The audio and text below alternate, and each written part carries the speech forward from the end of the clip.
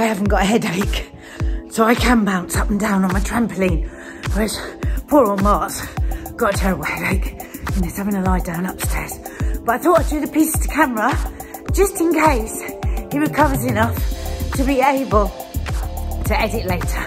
So, welcome to the no name, no Mark, just for the minute now, Sunday show. We've got all the usual wonderful things going on this week. We've got the memes, we've got great food, we've got Teddy Talks, we've got the headlines, and we've got the dogs. Now, they were a little bit poorly when we filmed this, but they're much better now, so don't worry.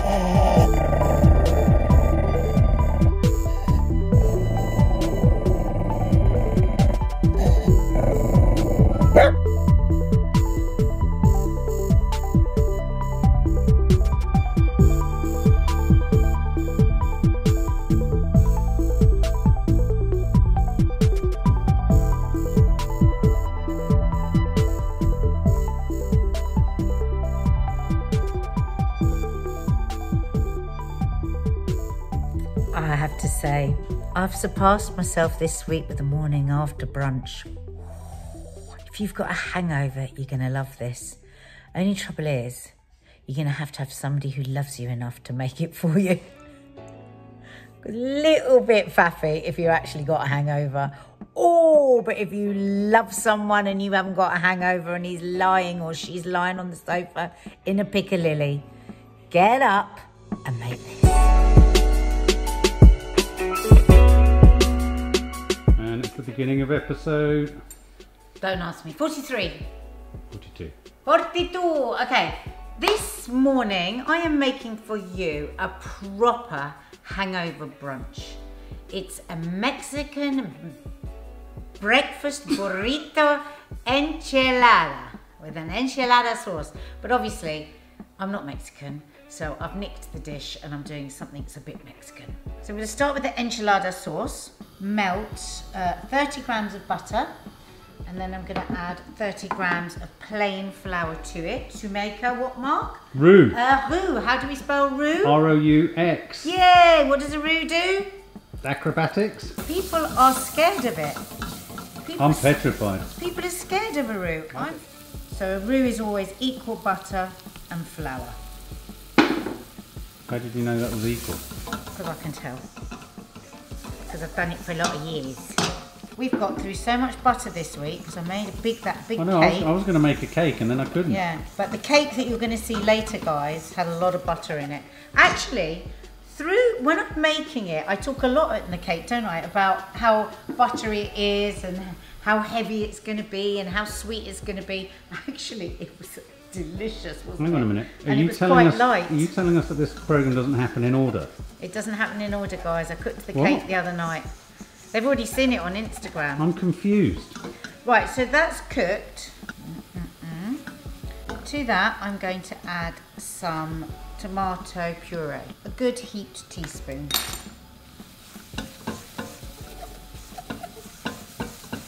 Cook that in. Enchilada sauce has that lovely pinky red colour. A teaspoon of chili powder. You can have less if you want, or you can have none. A sprinkle of oregano, anything from between 1/4 teaspoon to a teaspoon, whatever you fancy. Maybe 1/2 teaspoon of cumin. Now you all know me well enough to know I love paprika. And I love this pot. This pot is so pretty. 1/2 teaspoon of paprika. And all the time that we're doing this, we're cooking the spices in to release the aroma, and also we're cooking the flour out so we don't have a floury tasting sauce. 250 mils of chicken stock. We might need more, we might need less. We're just going to have a look. I've got 250 in there. And I did something very silly there. What am I supposed to do when you're putting gradually? Gradually. Little at a time is the best way with the roux sauce. But you'll have seen me do that over the weeks, guys. And if you're a new member, go back over all the shows and watch all the cooking. Even re-watching the news headlines, even though they're out of date, it's quite interesting to just see what we've been through. It is, isn't it? Since we started this. Have you ever had enchilada sauce like this, Mark? No, I've never seen a red roux. Oh. As I make each part of this, you're going to be surprised. You're going to be thinking, what's happening next? What is happening next? Well, I'm not going to tell you at the moment. We're just making the enchilada. I'm sure it's not really very Mexican. Well, I don't know actually if in Mexico you use cumin, but it's a kind of, it's Mexican inspired, let's say that. Okay. Right, I'm going to add some black pepper. Some salt. Some garlic salt, maybe a teaspoon. See how you go, see how you like it.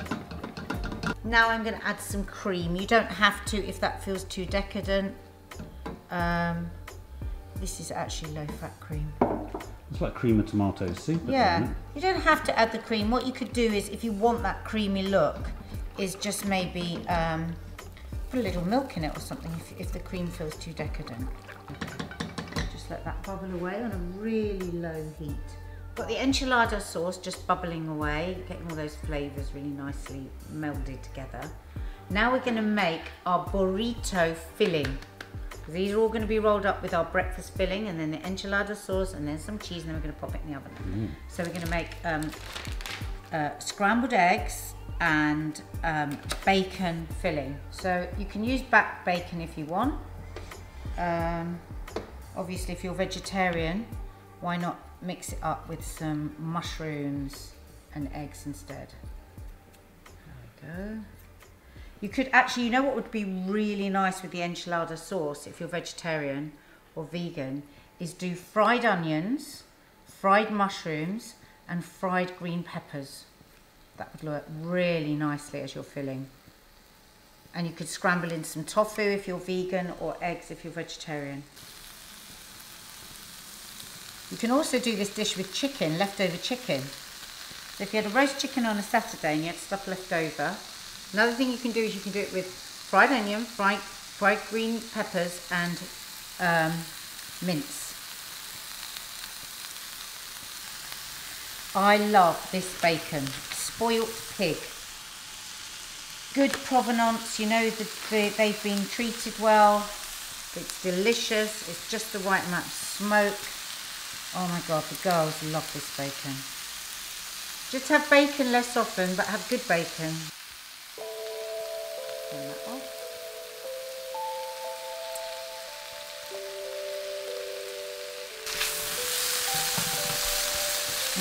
Oh Mark, tell them how lovely that bacon smells. Sizzling. It's proper bacon.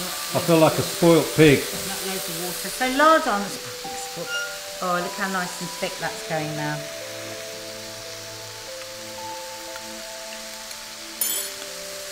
Wow, that is sensational. Really nice and chilly. Oh. Are you going to be putting some jalapenos in? Well, I was going to say, would you like me to put some jalapenos in? I think you have to. Yeah. 8 and 10 eggs.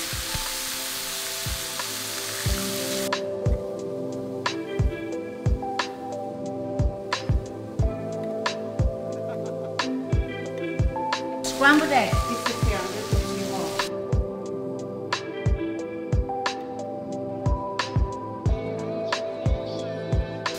black pepper, full fat milk,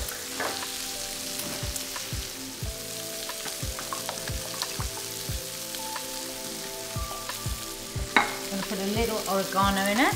Oh, you fancy fart.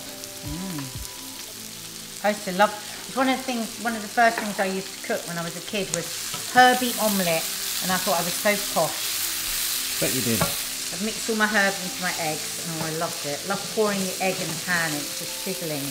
Oh, always love cooking from the first minute I cook. I'm just going to let this cook for a bit longer, and then we'll... So shall I go away? Yeah. Right.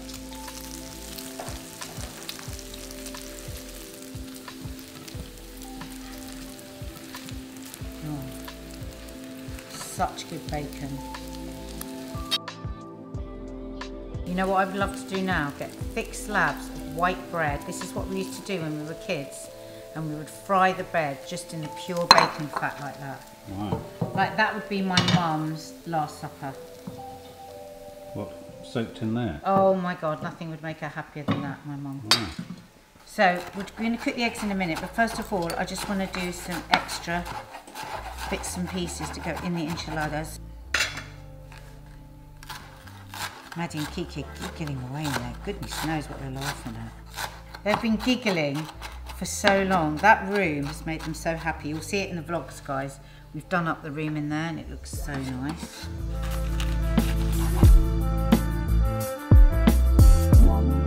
This is an incredibly ordered process you've got going here for you. I know!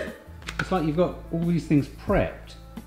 I've never seen you like this. It's weird. Never? What? No. I'm more like this when I'm cooking. I still create a massive mess. You are a chaotic cook. I am the chaotic cook. What's happening now? So actually I'm just going to realise what I should do is pop that in the microwave. So if you don't like the idea of the bacon fat, you can take it out, wipe out your pan and put butter instead. But this is how my Mexican friend does it. She always does it in bacon fat. And then we get smoky Mexican-y flavour. Smoky! Look at the difference of that. Never ever ever roll a cold, let's do from there for a minute. Never ever roll a cold wrap. Okay, our eggs go in. Ooh.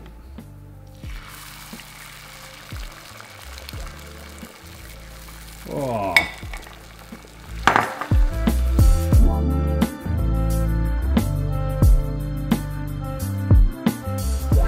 I don't think we've cooked eggs yet for the brunch. We've never cooked eggs. Oh, look at the nice chilli in it. Looks nice flecked through, doesn't it? Is that a good idea? It was a good idea, baby. So if you like your eggs like that, you would stop now. Remember, they're going to go in the oven. Babe, I don't want to be forgot rolling. to turn the mic on. Well, we'd be showing them fish and chips then, because I'm not starting cooking.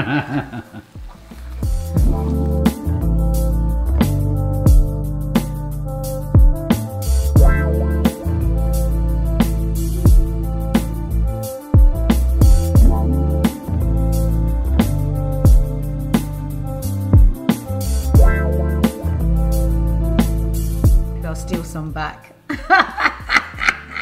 You won't see that on the telly, folks. Oh, you're right. Just don't put that bit in, Mark. That's and that's enough bacon. You don't want to put too much bacon in the middle. Do you want a bit to sprinkle on the top?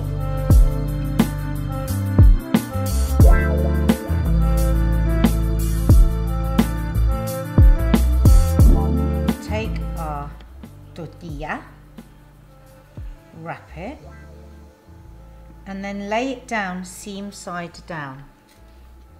Ah. Tuck it under,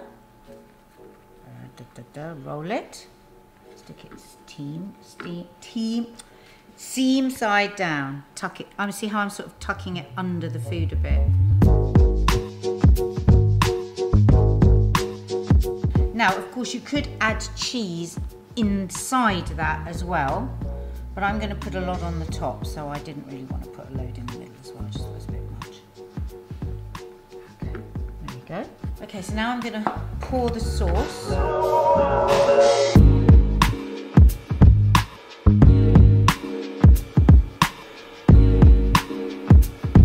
I'm using a mixture of cheddar and mozzarella cheese. You can have whatever you want. I like to put it down the middle and then let it melt off a bit, because I don't want just like a whole horrible too much melty cheese. Just down the middle with a light sprinkle around. I do think that's one of the mistakes with a lot of Mexican food, is that Yeah. the Brits put too much cheese on it. Yeah. I've got the oven on at 180 and I'm going to put that in for about 15 minutes and then have a look. Go. I like to be in America, everything free in America, la la la la la la America, la la la la la America. Enchilada! Da, da, da, da. I like the washing machine in America, la la la la la la li, li, la la la la la.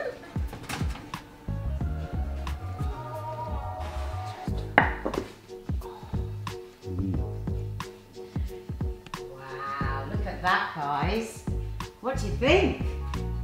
Is it lovely? Gorgeous. Yeah. A little bacon, a little parsley for the top.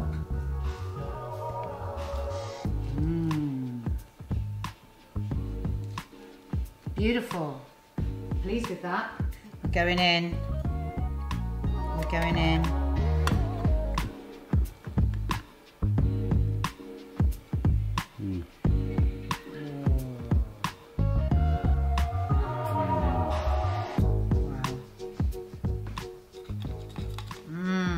Look at that. How delicious. Oh. Oh, look at that.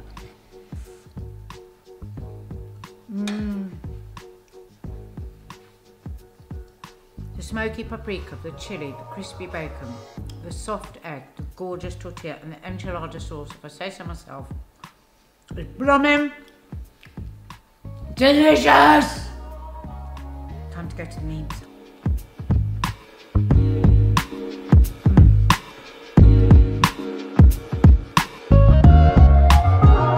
Off camera, Nadia's making a cup of coffee and it's really annoying. You can't see her. All you do is turn things on when people are recording. You work in telly. I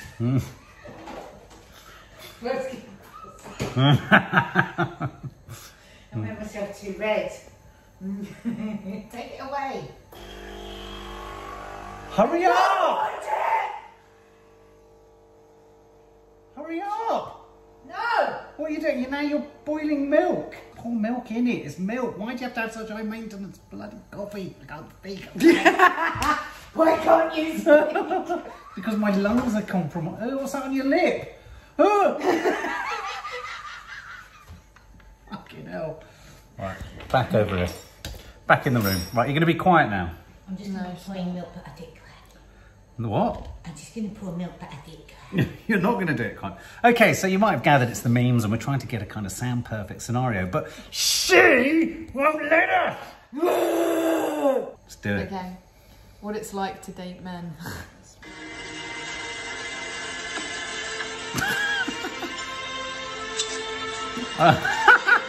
It's just loads of things. Oh, that's so funny. Really annoying things.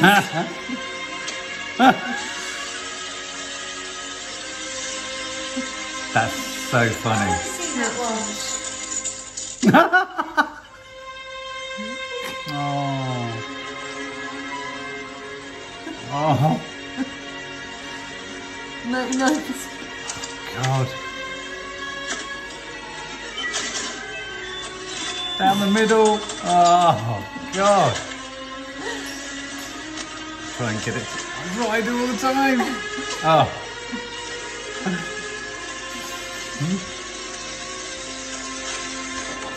Oh, that's Adagio for strings. Do you like this music? That's what it's like to date men. It's so good, Nadia. Can you send that one to me, please?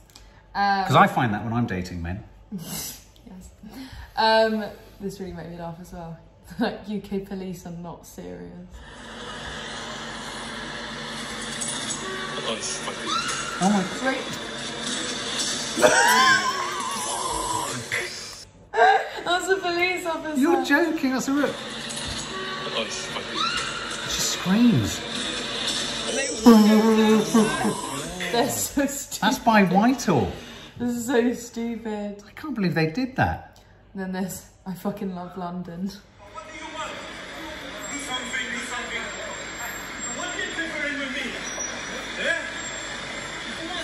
Be careful, don't talk to me. You want to try? Come on, do it.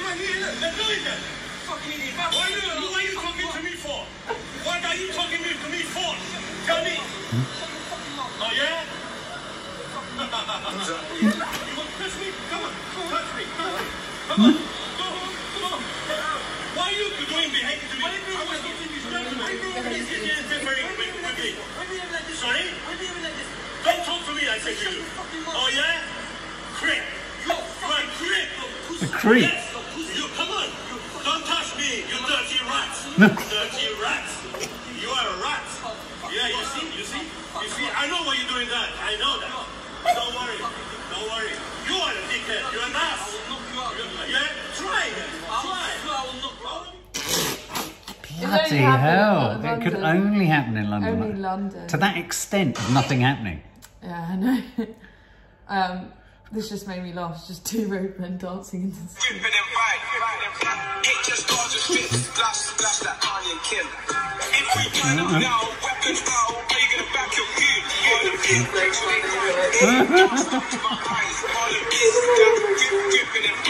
Oh, they're good though. I should learn that. Yeah. It's quite catchy. My feet are popping. So there's this. So she said on her delivery as the note, twerk before you put down the package. Yeah. No. It's Amazon delivery bags. We just did it, watch again.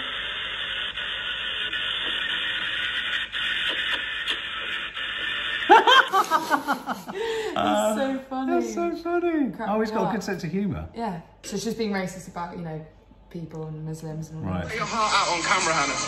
Right, basically, they need to get them all off. Okay, that's mad. Okay, so wait, off our streets. Yeah. So they're our streets. And they're taking our jobs. Yeah, they're taking our houses, they're taking the lot. And they took your teeth as well. Yeah, they did. Bet your heart.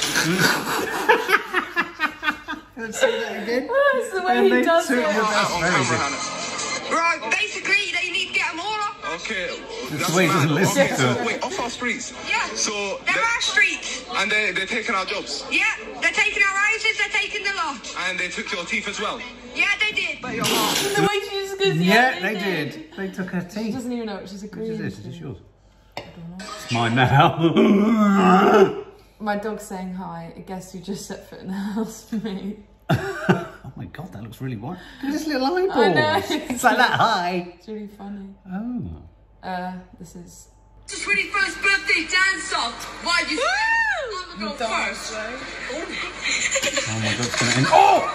It's his 21st birthday dance off.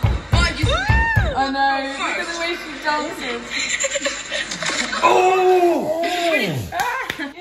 Looks That's painful. awful. What did they? Oh my god, she must have dislocated her She hip. did something.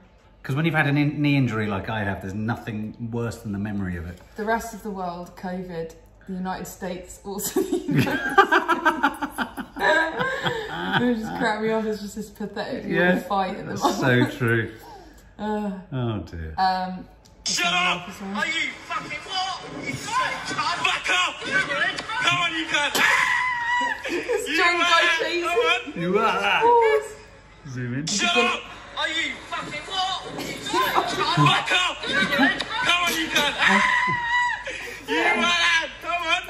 That's because you fucking what? Shut up! Are you fucking what?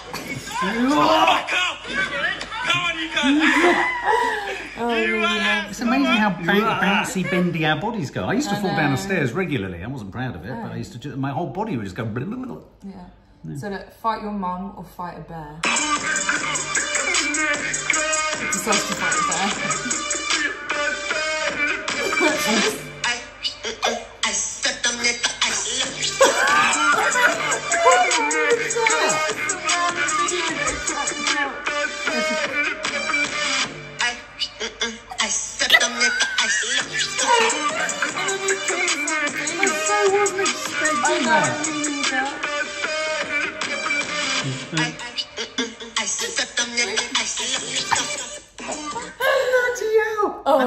real bear? No. But it was so funny. It's cracking me up. So cool. And there's this, how I slept the night before a school trip. Oh, like, not to sound depressing, but I miss being this excited about life. Oh, flipping heck. It's even got an extra I duvet. know. Don't you feel excited about? Oh my God, I remember that. I know. I want to be like that again. I know, me too. I got like that about Finding Woody. Yeah. Sorry, just going to TikTok. Oh, this is just cute. This Let's is just see cute. a dog singing to sing. Baby, you're like lightning in a bottle. I can't let you go now that I got it. And all I need is to be struck by your electric love. So cute. I loved it. But yeah, that's all I've got. Oh, they're very good. There you go. And that's another week of the Teens Funny Stuff. So, Maddie, this year's going to be an adult. So we're going to rename it God. Adults Funny Stuff. Oh my goodness. Young Adults Funny Stuff. Yeah. That means it can be ruder. Yeah. You're 18. Well, it's already been good. We could drink beer together whilst doing it, but that would be Yeah. a Oh, you bad can't. promotion from a recovering alcoholic. Oh, for a this day. is actually something that might make you laugh. Okay. But being the alcoholic of the family isn't easy, but someone's got to do it. Boom shakalaka. And actually, what date is it today? What's the date? This week, it's going to be my birthday in 24. 4 days. My sober birthday, that is. My sober birthday. So that's apt way to end. Yay. Right, where's that bottle of gin? Supposed to introduce the newspapers now. But I don't know if we've got any newspapers. I don't know if Mark's going to be able to read any newspapers. Let's assume we have, and he has, and now it's time for the newspapers. This is so weird. It's the headlines. With his head. Yeah, I managed to get my head. I mean, bless In him, shock. he had to get his head back together because he had to take Chi-Chi to the vet. So he's just got a throbbing pain behind his eyes, but he's all right. It's nice to see you, albeit. Thanks, Nadia, for doing all the pieces of the camera. Oh, I'm a little marvel, I am. You are a little Oh, I'm a marvel. little marvel. Little marvel. Oh, God, I'm sorry, guys. There wasn't much Probably- non-COVID effing news again. Yeah, I just wanted to introduce you all to the Professor of Doom. Oh, God, I thought you were going to cheer us up. Is going to be a killer. Christmas is a killer. But Hang on a minute. I thought you said you'd found some good stuff. yeah, well, because then immediately the sun What does he mean when he says that? unpacks. Well, he says it's going to be a killer day. It's one of those days of the year. The doom forecasting professor who sent the country into COVID-19 lockdown God, is this Neil has Ferguson? warned Christmas Day will be a killer. Neil Ferguson has repeatedly overestimated the outcome of outbreaks, predicted loved ones will be at risk if household mixing rules are relaxed on December 25th. But by all accounts, he can't be counted on. He has a long track record of overestimating figures. And getting caught with his pants In down. 2002, predicted up to 50,000 could die from BSE. There have only been 177 deaths today. Oh, God. In 2005, he said up to 200 million could be killed from bird flu, just 282. Seriously? In 2009, his Imperial College London team estimated 65,000 UK deaths from swine flu, just 457. Why does he keep being asked? He's So obviously why a does he drama keep being queen. quoted? Now, but the reason I pulled this story, I wanted to That's share very on something else. It interesting. is really interesting. Very yeah. interesting. So there's obviously a problem with Neil Ferguson. And his numbers. And his numbers. Either he was bad at maths, Or or maybe he's just a drama queen. he might not be a big drama queen. I wonder whether you know Munchausen by proxy. Yeah. I feel like there's a bit of that going on with statistics. I think there's a huge section of society that likes the control they can get from this crisis, whether it be at local government level, neighbourhood level, social level, governmental level. And there are people who actually like to scare people into not living their lives fully. What's far more interesting to me is, yet again, it seems the government has chosen somebody that is not fit for purpose for the job. I mean, I know at the moment they're calling for, is it Dodie Harding, head of the track and trace, Dame Right. Dodie Harding, I think her name is. They're asking for her to step down because she's just made a mess of it.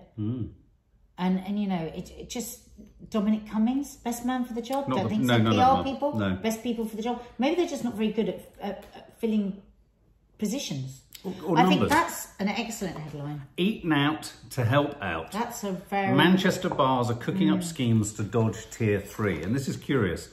There's a big debate now in Manchester as to whether a slice of 22-inch pizza constitutes a substantial meal. Or what about beans on toast, cheesy chips, or a plate of chicken wings? The new lockdown rules for the city came into force on Friday, but they're now sort of loads of bars, restaurants and venues are, are sort of pushing the boundaries of what a substantive or substantial meal is. Someone here says, one council official, we've been having some ludicrous conversations with bar owners about pasties, beans on toast, toasties, bowl of chips and gravies, and what constitutes a substantial meal. Surely that depends on the size of the person as much as it does the size of the plate. Some restaurants are using workarounds to stay open. These include buying meals from street food stalls and curries from local restaurants, and then taking them next door to eat them, or taking them into another venue to eat them. So there's all these various ways and means. Because people are desperate to still make a living. Yes. We can't let today go past without talking about Marcus Rashford. No. Now, everyone's talking about him, so I won't go on about it too much. But I really do think he's an admirable young man.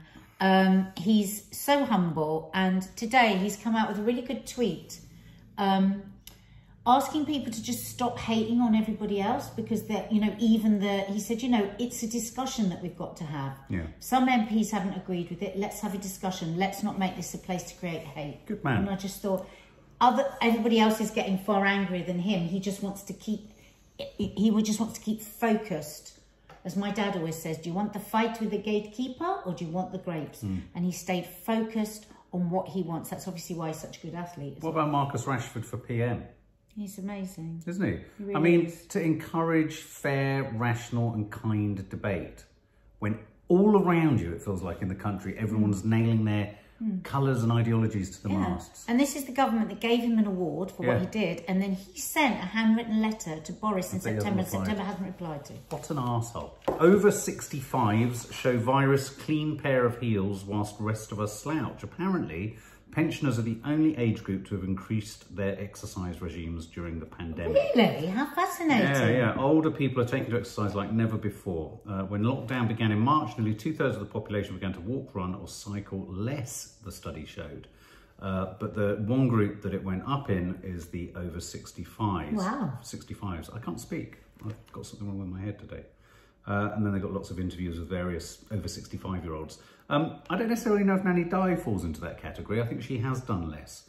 Yeah, she definitely has. My mum started exercising for the first time in her life. Has she? Oh, that's good. Yeah. What's she doing? She's got these weighted sort of... She's doing man-makers. Especially... They're amazing anyway, so she started exercising. I'm imagining your mum doing man-makers. Davina's daughter, 19-year-old daughter, got COVID within the first week of being at Newcastle University. And she made quite a good point here. She was saying, I do hope this means she can come home for Christmas. Yeah, what, because she'll be antibodied and all that kind of stuff? Won't that be weird if your children have been encouraged to go to university because, whatever reason, all live together, and then the government say, even if they did get it, they're not allowed to come back home. So what is the rule at the moment? That could be the new drama. What is the rule at the moment? We don't they're not know allowed yet. to come back? We don't know yet, but she's saying that she blooming well hopes that isn't the case. Just a little thing here on quotes of the week. Billy Piper, I went and got completely hammered for 3 years with Chris Evans. That's the only thing I've ever heard to say about a marriage. Yes, no, I did see that earlier this week. We were going to do that in our showbiz news, but really the story is just that quote. Oh. I know you like these guys. You know the twin doctors on TV? Dr. Exand Van Tulleken. They're the twin doctors. They do lots of those. Are they Horizons? Well, they're great, like they're very good. Because they got obviously drunk on telly and stuff like that. They both can test and see how. Well, there's a new documentary. I don't know if it's been out, but they did a BBC documentary called Surviving the Virus, and one of the twin brothers talks about the fact how he got COVID. There he is there. Oh, he got it quite badly, didn't he? He got it so badly, they had to stop his heart 3 times. No! Yeah. I had all the anxieties you'd expect a doctor to get when I got ill with COVID. I didn't want to look frail or vulnerable on the telly. By the end of week 1, he thought he was out of the woods, but on day 12... Yes, because he came back, he was on the One Show. On day 12, he woke with his heart racing in a condition called atrial fibrillation. He went to hospital where doctors stopped and started his heart to regularize its rhythm. He had this done 3 times. He's had it done 3 times since. Jeez. Yes. And it's just a salutary tale, really, about how, you know, if I looked at him, I really identify with him. He's about the same age as me, probably a bit younger, about the same shape, same size. He's aware of his health. Exactly. And it really got him. What I would say is when they did the show about drinking and the effects of it on the body, very powerful. Both of them were not heavy drinkers. No. But the liver specialist said to both of them, we would advise you never to drink again. Yeah. Because their livers were very easily affected. And I wonder if it's the same thing. Maybe he had an underlying condition from too much drinking. An underlying condition that he doesn't know is underlying. I thought, I know that so many of our followers are animal lovers. So this is a cute story. Hitchhiker cat is back home after 2.5 years. Oh, this would be a nice story. Reunited with his owner. This is a bit like Maddie's cat that went missing. Yeah. I've always thought that he might just wander up to the front door. Yeah, it's found 60 miles away. They think that Ruby stowed away in a lorry. Wow. Yeah. Wow. But apparently, so then she was found and microchip checked, given back to her owner, and Cat's protection staff said Ruby was all over her owner when she set eyes on him. Wow. I hadn't forgotten after 2 that's years. such a sweet story. Well, apparently Lily James is not only being associated with, apparently she was furious with Matt Smith for, is it Matt Smith? Yeah, for going away, the ex-Doctor Who, without telling us, so they split. She's had a bit of a ding-dong with Dominic West and a bit of a fling-fling. And apparently, rumour has it, that she's being connected with the reason behind Armie Hammer's marriage falling apart. Wife grew suspicious. Lily's linked to Army love split. God. No, I bet this is one of those things where the papers now are just going to constantly say... But isn't it amazing? She's gone from being... Either this is an incredibly successful media campaign for both her film with Dominic West and Rebecca, which is the new Netflix film with her and Armie Hammer that's released on Friday, just gone. It's succeeding because she's absolutely everywhere. She's pulling out of interview shows everywhere because she doesn't want to be challenged by people like Graham Norton. But all in all, it's making us all think about Lily James. Apparently she was, well, so they say, apparently she was horrified when she saw Dominic West make the statement that him and his wife weren't getting divorced. Yeah. So the benign could be that he was a bit of a rat. She thought he was available, that's fine, and she had nothing to do with Armie Hammer, it's just coincidence. But now until the end of bloody time, it's so sexist, she will be accused of breaking up one relationship after another. I bet you. This made me laugh. Prime Minister Boris Johnson is waiting for the US poll result, US election result, before his next Brexit move. Now, apparently, a diplomat close to the discussions, Ivan Rogers, who used to be permanent representative in Brussels 2013 to 17, stick with me, guys. He says that Boris Johnson really is hedging his bets in terms of making the next move. He doesn't want to go fully for the no deal until he knows Trump's in. I was listening to this yesterday. Doesn't get in, he's more than willing to take what they're calling in the trade a skinny free trade agreement, which is not what he particularly wants. Yeah, I'm getting every letter wrong. It was yesterday on Sky. Who was that woman that we like? We love her, and she was talking about this, and she was saying she was a contributor, not presenter, and she was saying, you know, that the rumours are that he is emotionally. That Boris feels emotionally ready for a no-deal Brexit, which he said is quite extraordinary. That the Prime Minister's emotions are being brought into such an important moment. And yeah, indeed, if we think that we're going to get a deal with America, he'll just run with a no Brexit deal. Well, absolutely. What I liked about that, though, there was he's emotionally ready for a no Brexit deal. He's emotionally ready for it. But what I liked about that sort of leaked story, if you like, is the stark pragmatism at the heart of government. I pulled this story just because it has a particularly personal resonance to it. Who'd have thought I'd open the Observer, and there in it was the little cinema in Christchurch, Dorset, right next to where my nan used to live. And it's the only cinema, because it's an Art Deco cinema, that has raised raised $250,000 from local residents to maintain it and keep it open. So it's one of the few cinemas that's bucking the trend. But I just saw the exterior and I was reminded of how the last time I went in there actually was the last day I went to Christchurch Priory to go and light a candle for my dear Nanny Thelma. And that made me feel a bit nostalgic. And the photo is from the 80s. I was probably running around the streets the day that photo was taken. But yeah, a lovely old cinema being protected, restored. And let's hope films come back on the big screen. That's lovely.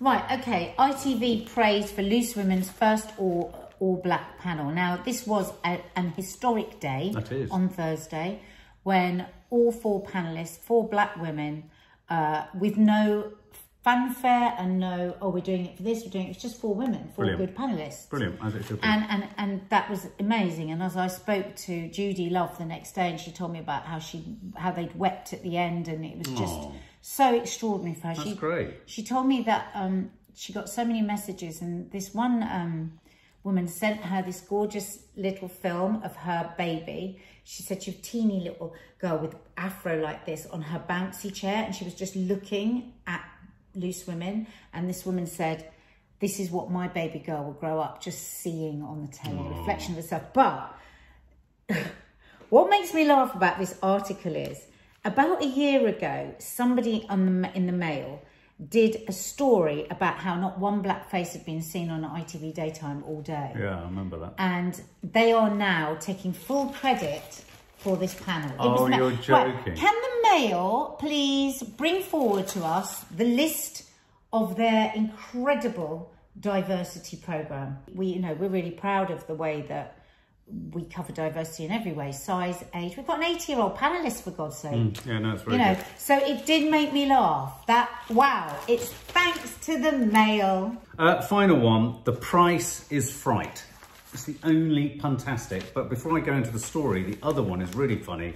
The regeneration game. Oh, that's good. And they're saying that the ghost of Bruce Forsyth is haunting the Palladium because scripts keep being moved around, funny things keep happening. But he's haunting in a nice to see woo, nice. Oh, so there you go. He's such a lovely man. There you go.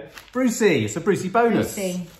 There you go, that's your lot. I'm going to go kill That's your lot. Can I have some more headache pills, please? Yeah. So, this was me for about 3 days.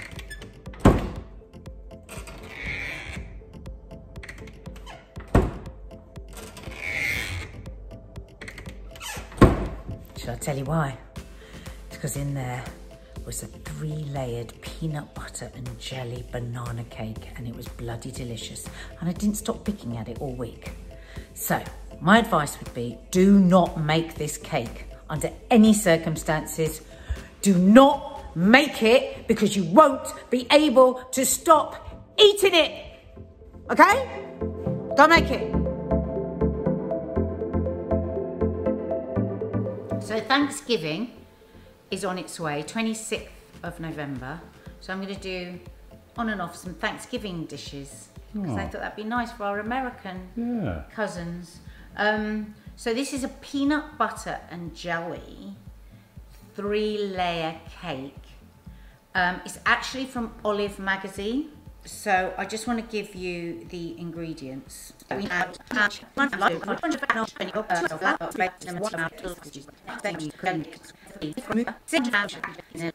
actually quite boring, me reading out all the ingredients. It was a bit. So Google Olive and look for their 3-layer peanut butter and jelly cake. Mine will obviously look very different to the one in Olive. It'll probably look more like yours because I'm not a professional baker. We have the butter, and to that I'm going to add my peanut butter crunchy. This is my favourite peanut butter. I love this peanut butter. Okay, so when you say jello and Americans say jelly, do they mean jam? Jam. Yeah. It's the same thing. Because the jello side of it always put me off. I've never been a fan of jelly. No, it's just jam. It's just a different. It's just the way they say jam. I mean, correct me if I'm wrong, guys. I do think they have slightly different substances that are a bit more jelly. Oh. Yeah. Right. To that, I'm going to add my sugar. Ooh. Look how much sugar there is. This is a very, very naughty cake. It's like I always say, share it amongst many people, have a small slice, and there's nothing wrong with that.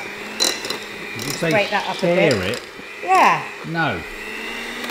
What I do when I make these big cakes is I give them away to other people as well, some of it, half of it. Okay, 1 egg's going in now.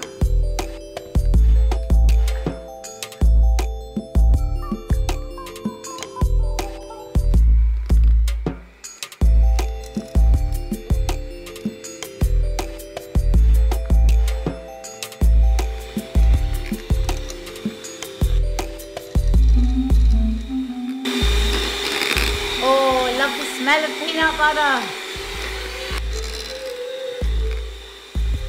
If Kiki were to come down now, she'd be sick. She hates peanut butter. It's a real shame actually because she loves cake. There's no way she'll touch this. There's a peanut butter. I've got my bananas. Now these were black. Nice and black, the skin. So a great way of using up bananas. If they're not black, they're not sweet, they're not soft, they're not squidgy. You know, just to use just a yellow banana wouldn't work as well. But could you? Well, you could. Yeah, you could. As long as you've But it's not going to be the same. I'm really weird with bananas. Yeah, I never see you Only eating them. very occasionally. I just have to have one. And I don't actually like them that much. But very occasionally, it's like, I've got to have a banana. And then I love it so much. And I think it's because there's potassium in them. I think I suddenly crave one because I need potassium. And my yogurt. Strange mixture of things, isn't it? Oh, by the way, I've got the oven on at 180, guys. Teaspoon of vanilla. 2 teaspoons of cinnamon. Americans love cinnamon. What's a bit more?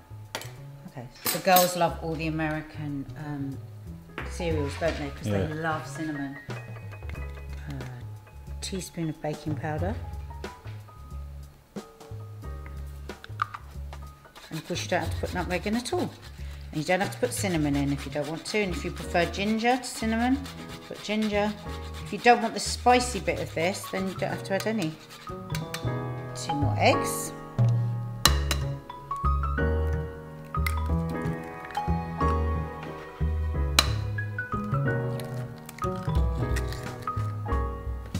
And mix. Start it off slow so it doesn't all fly everywhere.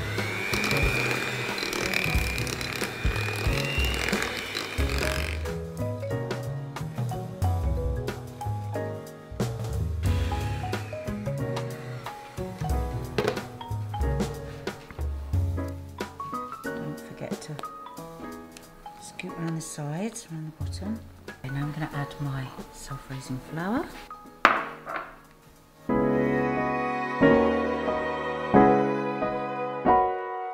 We watched Bake Off last night, didn't we?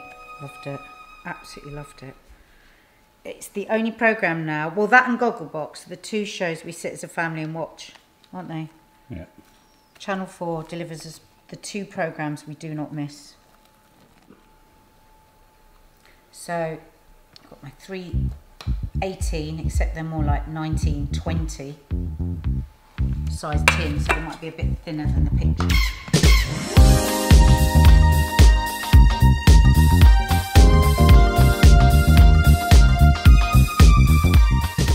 Right, what one do you think needs more now?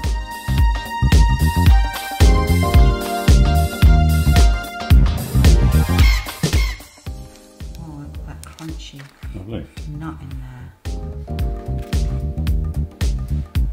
I go in for about 20-25 minutes. I'll check them in 20 minutes. And how do we check a cake? What do we do? You get a skewer and you poke it through the middle, and if it comes out clean, then you know it's cooked. And the other thing you can do is listen for the singing. Singing. If it's singing too like loud. a cake. Oh my God. What? I cannot believe what is in this cake. This is the buttercream. See, this is so good. It's so good to actually see what goes in these cakes, guys. Right, what I recommend is that nobody makes this cake. I think you just live vicariously through us. I'm now going to add to that 650 grams of icing sugar. Wait, just see how much that is. This cake is so bad. I don't know who I'm going to give this to. I can't let Dad have any of this. I'll take it into work. Let all the youngsters have it. I'm not joking. Right, watch this. This is how much sugar's going in it. Not there yet. Not there yet. Not there yet. Not there yet.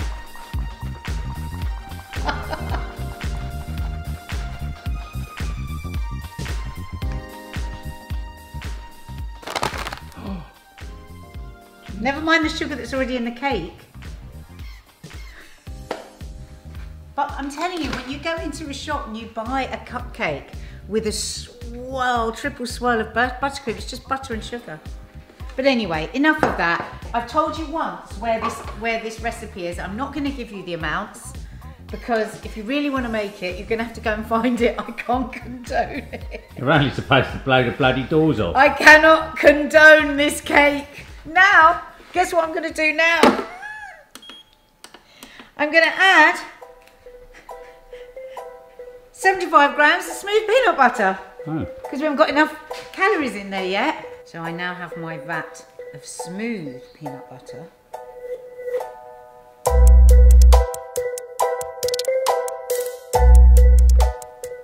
Couple of tablespoons. Right.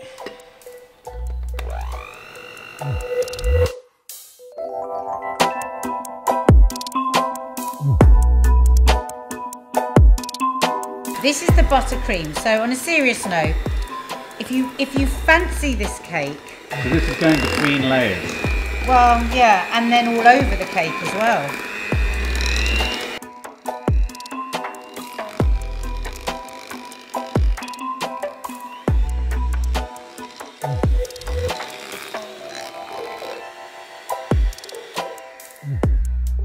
You know what would look nice with this is if on the cake I swirled jam Your through nipples. it.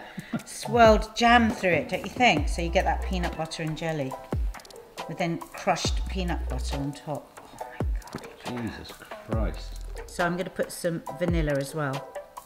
Doesn't say that in the recipe, but I think a little touch of vanilla.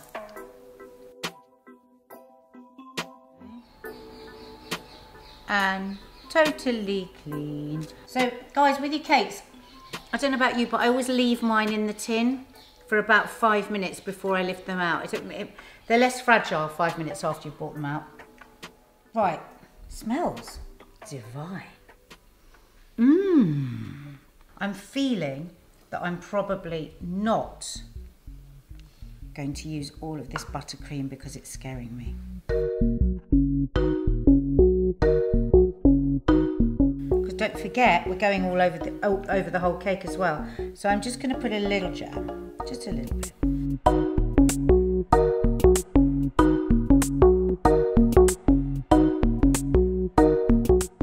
Do you think your mum will eat any of this, Mark? Maybe. I think it might be even a bit sweet for her.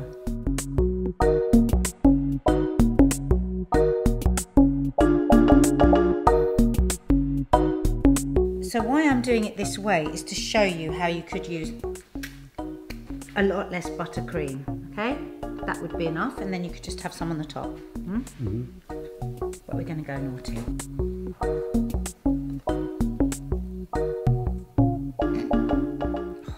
I've lost my palette knife somewhere. There you go, Mark. That's something you can get me for my birthday. Because a palette knife is so much better for doing this.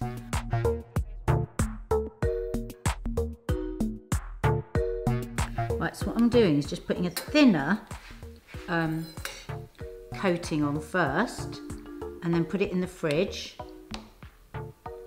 and then we'll finish it off with the rest of the buttercream.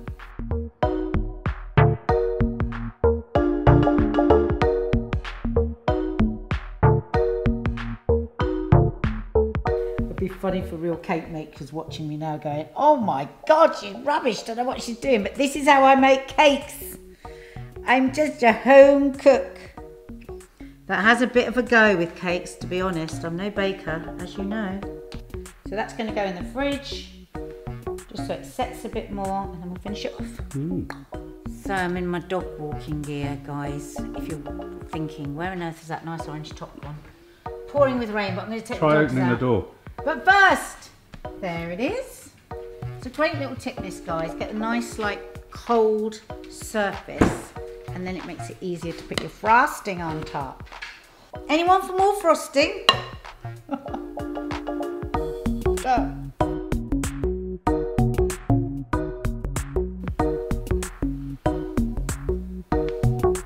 Goes on so much easier if you get that first layer cold.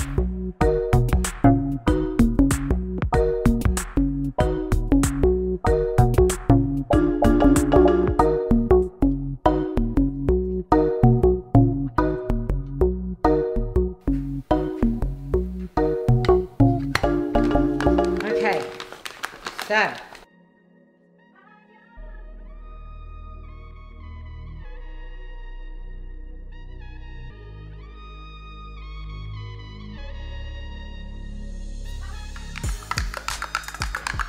What do you reckon, guys?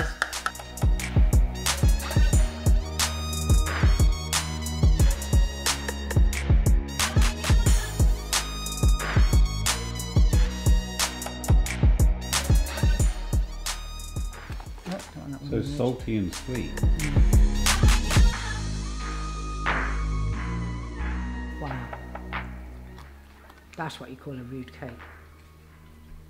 That is rude. Wow. Oh, focus pulling slowly, pulling Chi-Chi out. is desperate for this cake.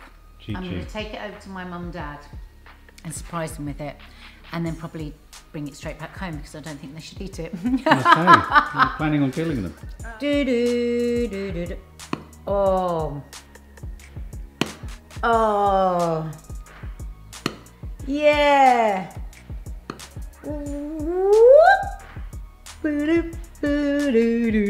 You could turn this into a Halloween cake, couldn't you? Are we ready?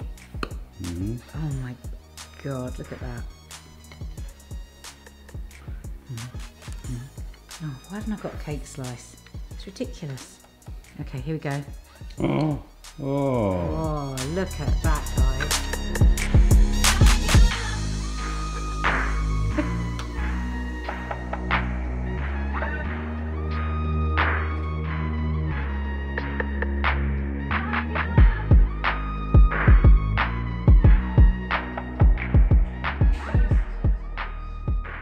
That's mad, you could hear in the background.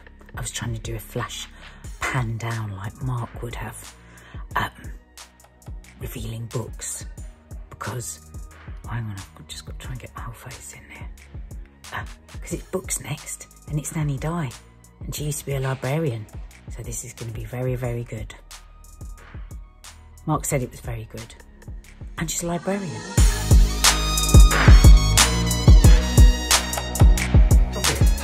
Book of the week. Book of the week. And here's Nanny Di. Hello. How are you? I'm good, I'm good. So what's your book of the week? My book of the week is a strange title. It's called The Kahoolan Army Ooh. by Sarah Oh, Hall. I want to be on that walk Which walk? that she's walking. I know. Looks lovely. Does, doesn't it? Okay, Sarah Hall. Winner of the John Llewellyn Rhys Prize. Right. Stay with me, people. I'm just going to read you this. This is from my notes that I made. It's a complicated premise. It's a complicated setup. Environmental crisis has hit the land, Britain. Floods, food shortage. Does this sound familiar? Floods, food shortage, eventual financial collapse leads to martial law, which is never lifted. A totalitarian regime called the Authority seizes power, and all citizens are registered on a census and placed in urban areas. They're given work in factories. They have no choice over their jobs. They have no ability to choose for themselves everything. For women, it's much worse because they are all fitted with a contraceptive coil at the age of 14, and it's decided by a television lottery whether that coil will be taken out and they can have children or not. So a bit Hunger Games meets Handmaid's Tale. It is very much the Handmaid's Tale, yeah. To be honest, I've forgotten the Hunger Games, but yeah, it is that. You know, they have the national hunger, you know, the games. Yeah, the games, but without the games and without the thing. There are some people that say, I think it came out at about the same time as the Handmaid's Tale, and there's some people that say this is much more sort of better in the sense of it's much more in depth and sort of like what would actually happen, sophisticated. Yes, Sarah, exactly. why do I know Sarah Hall? What's she written? Haven't I read something by her recently? Yes, you read the one where it was divided into short chapters and the woman was running. Oh. No, the woman was Summer. Oh yes, Summer Day. She's one of my very favourites. Oh, and yeah. This is her third novel that she wrote. Incidentally, this is just a by the way, if anybody ever wants to read a really good book about tattooing, and let's face it, there aren't many. She wrote The Electric Michelangelo, which is one of the best books ever written. Oh, right. Right, so now you've got to where we are. We're in a lockdown situation with a dreadful government who's really sort of giving it to the women worse. So it starts with an unnamed protagonist who leaves her, she's with her husband who's been, you know, she's had her coil fitted and she's doing all the things that she's supposed to do. But ever since she was a little girl, and it doesn't give you an idea of how long this situation's gone on, but she's heard of this area called the Kahoolan Army, which is all women living in the north from where she lives, which is north anyway, who are run by women, and it's sort of like an army training thing, and who they do everything for themselves, and men don't come and do dreadful things to them, and they can have the coil taken out and all of this, decide their own fertility, which is an enormous one. And then she decides to leave her husband, and one night, very at the beginning of the book, she leaves her husband, goes on this journey to... now, an awful lot of this book, which is what Sarah Hall does, is the journey itself. What's interesting about doing these book reviews for you guys, people, is that I always would have said to myself, I'm not a landscape person. I think I've said it many times. But when I look at the books I've chosen, so many of them are set in the landscape. Yeah, and there's with a people, funny one of sort of, yeah. Bee Stings, which was walking across the landscape. Well, this is walking across the landscape, and it goes on and on and on. Anyway, she reaches the place of the women's refuge, except it is hardly a refuge because it's run by this woman who, I've known many women like this in my life. What it is it's the far left. I don't know whether she was deliberately being critical, Sarah Hall, of the far radical lesbian left, but it's run by a woman who is nuts, basically. She's an ex-army herself. She treats everybody has to be training for the moment that's going to come when they take over the world. They've got guns, they go out on the moors. So just like your feminist meetings in the 70s. Just exactly like that. And they all came tooled up. Yeah, when she gets there, nobody has made this journey before from the, if you like, the outside world into the Kahoolan world. And they don't trust her at all, so they stick her in what they call a shithole, which is literally a shithole, and leave her for about 2 weeks until she can hardly stand up. And then when she comes out, she's prepared. She's prepared for all the training and everything that goes on. So the rest of the book is sort of her being inducted into this. They are caring, the women, but they're caring in a very sort of, you know, those type of mothers who sort of say to their kids, tough love? Toughen up. You'll get, if I leave you, you'll get used to it, and then you'll be better for it. It's that type of love. And what's the narrative arc of it? Is she on a mission, or? Well, yes, she is. First of all, it's just to be inducted at all because nobody's done it. I'm going to have to take this off. Sorry, I'm having a hot flush. And but then it's because they get this notification in. This is about a quarter of the way through the book, that the authority has got wind of this group, and it's very worried, and it knows that they're trying to sort of fight back, and they're sending a party to attack them. And so then the woman who runs it, who's called Jackie, chooses her people, who she calls like her top soldiers, who are going to fight the people that are coming to fight them. And of course, she's never named the protagonist. She's just called Sister all the way through. She's never given a name. And the whole, really, of the rest of the book, and if there's a criticism, when I was reading through the reviews of it, a lot of men who reviewed this book at the time made this criticism. They said nothing happens except that she gets there, trains, and then goes out to fight, and we never know the outcome of the fight, which in a way is true. But you get what you get for your buck in that sense is masses of landscape stuff. She's the most wonderful writer, which you would attest to, wouldn't you? She's what they call a muscular writer. Every sentence she writes about the landscape is stunning. Yeah, I was definitely in that lock. In a way that when we read the other book. Yeah. So it's sort of difficult for me to convince you of how good that is. But would you say the journey is an internal one? It's a self-discovery. It's an internal one as well. Yes, absolutely. She's yeah, and I was trying to think of, the trouble is The Handmaid's Tale in a sense has got corrupted because they've done it so many times on TV, and you know, we've seen all those images and we've sort of forgotten what the essence of the story was in the beginning. And the essence of this, which I had to just write it down because it's amazing, is that somebody said it's the most notable 21st century novel in regard to body politics ever written. So do you think the girls, your granddaughters, should read it? Yeah, oh, absolutely, as long as they don't mind sort of quite a lot of descriptive. If you can remember her writing from that book you did, was it called Summer Rain or something? Yeah, I remember, there's lots and lots of running through the landscape. To tell you the truth, subs and people that are listening to this, I wanted to go running through the Did you? landscape. I wanted to go running through the landscape, be those legs, Yeah. and think, yeah, I'm fighting back. Do you think maybe you're drawn to these books because you can't go out as much as you could before Probably, lockdown? probably, yeah, I think so. I love the way literature can sort of reflect our inner needs. Yeah, and I was so pleased to sort of refine this in a way, because nobody spoke about it. And then when I went back to interrogate what the reviews had all said at the time, because it's a long time ago, it was written about 2007 originally, Right. and then it was revisioned, and then you can tell by what I've described to you that it so fits the time now, doesn't it? I mean, totally. it could be Manchester and what's happening now. Yeah, so I thoroughly recommend this, and for a positive view of women and landscapes and women bonding together. But also, the thing that happens, and I think sometimes you ask me about this, Mark, is why does the far left, always end up destroying itself? It gets into such a argument with itself over the... Doesn't it? It's strange, and that happens in this book, and it took me back to those meetings where people were chucking out other women. But yeah, it's fascinating. Women of my age will love it. Yeah, oh wow! Yeah. And younger women. Exactly. Brilliant. It's been so miserable today, but look, blue sky has come out, and I just come round the back to my mum and dad's garden. This is my mum and dad's garden, because obviously we live next door, for Teddy Talks. So here we go. I'm going to turn the camera around for a bit of Teddy Talks. So here we go. Teddy! We need Teddy Talks. Everyone has had enough this week. Yes. Well, a couple of days ago I was listening to the radio and I heard a gentleman, a Sikh, I think. He said, we're talking about the importance of contemplation. To start your day with contemplation. And he said he contemplated that day and came out into life for that day without any fear or hatred.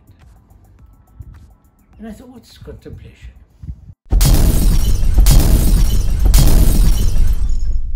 What do you do when you contemplate? How do you contemplate? I, as an individual, I've always felt that I have contemplated every day without thinking. Now, I reckon contemplation is some kind of a diving system. You dive. You know, we collect through the daily routines, through living. We collect a lot of rubbish in our souls and our minds. And when you collect rubbish in your house, what do? You sort it out. So contemplation is a form of sorting things out. You know, you dive in, you ignore the flotsam and jetsam of existence, and you can arrive at certain human truths. And probably that's what's contemplation. So the gentleman dived in and came up with the power not to be bothered with fear or hatred. That's, So like a steam clean. yeah. It's washing the soul, having a shower for your soul. What do you think when people say that contemplation is self-indulgent? It depends how you do it, you know. I think anything that is sincere, honest and true is good. When you try to imitate, or when you try to pose, you kill it, and then it's a self-indulgence. What about if you contemplate and then you drive yourself mad with what you come up with? Well, then you're only looking for trouble. You know, because you are supposed to sort that out, you know, and not come up with it. No, that's not the way. Sort it out and then come up. You know, again, it would be dishonest, it would be showing off. It would be seeking self-pity. You know, look how many problems I've found in my soul, in my heart. No, that's not true. That's not right. That's why it would be phony. Be careful of what's phony. Anyway. What about if you're finding it hard to find your heart? How do we know It's a what? long search. It's hard to know what's coming from your heart and what's coming from your own negative thinking. I almost sometimes feel it's a gift.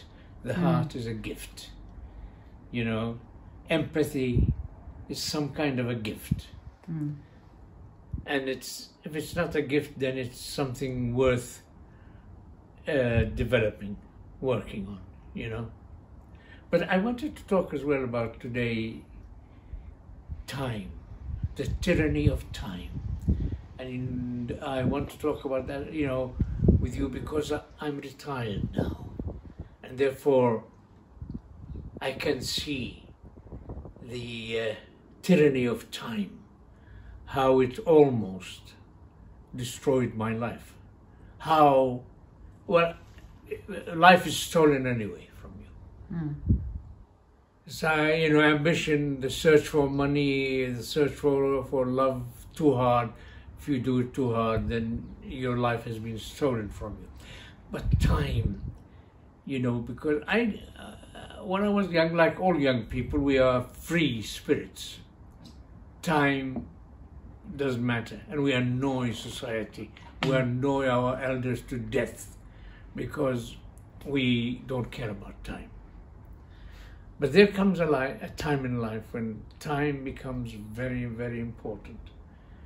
And you give your life to it, and it gives you something in return. Most of the time, probably the fulfillment of ambition, probably money, probably, but time is a tyrant. Time really is harmful.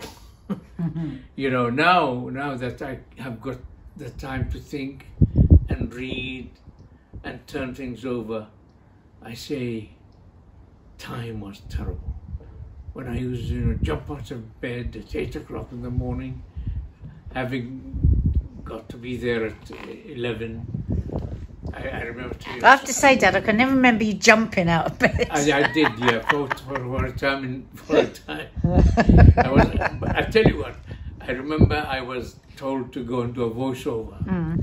They said, not me, you know, I did a lot of voiceovers, but one day I was sitting at home here and the phone rang and said, you know, there's this Sudanese voiceover. He's promised to be here by 10 and it's 11. He's an hour late. You know, I love the Sudanese because they don't care a damn about anything. 11, 12, doesn't matter.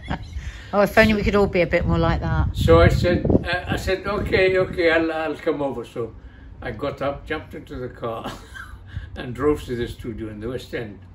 And as I was rushing up the stairs, I found the guy sitting, you know, in the middle of the stairs. He said, where are you going?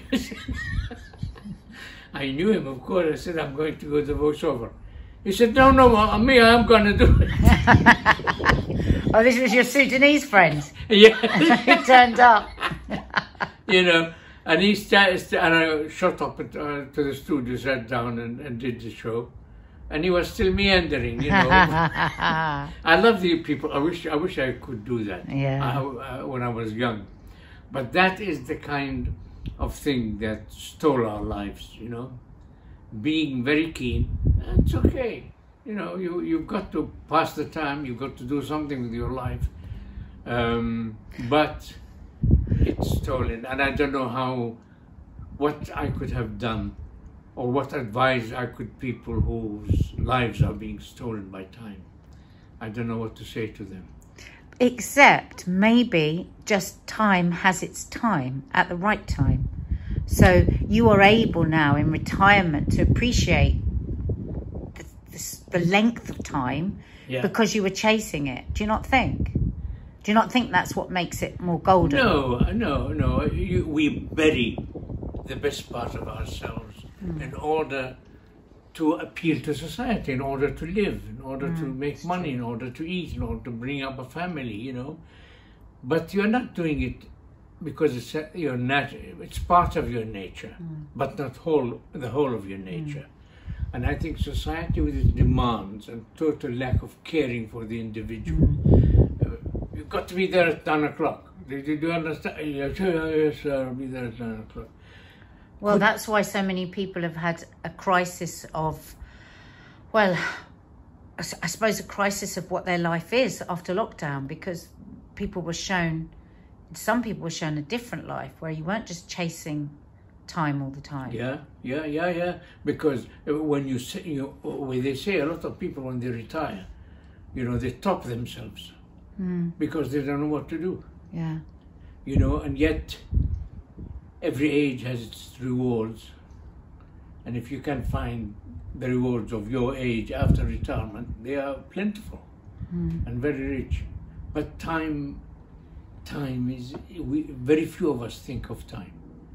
We treat it with such neglect, time, so what, whatever you want, I'll do it. There are some people, who care for the product they get out of time, As great painters, I should imagine, you can't mess around with them. They need the time to produce great works. Great writers, they need the time to produce that. But society does not care. Time is cheap for them, I just thought I like that. I like that. That's sorry. Yeah. That's just Mum. Mum, get off the phone, Mum. We're just finishing. Get over the phone. Get off the phone. What's the matter with you? I think this is a good one for me to think about. Yeah.